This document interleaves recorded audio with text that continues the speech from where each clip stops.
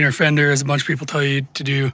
Certainly it makes it a little bit easier to access, you know, with an electric impact. On the inner wheel well on the front, 4 coming up and 5 on top.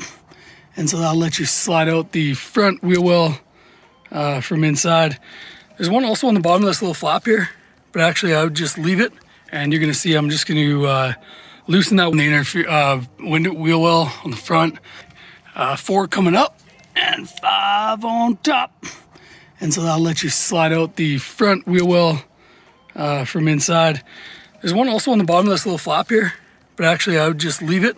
And you're gonna see I'm just gonna loosen that. In this case, I'm actually just using a set of 90-degree, open them up. These ones I like to open up so I can get on both sides of the stem. L5, and we'll show you what it looks like on the inside.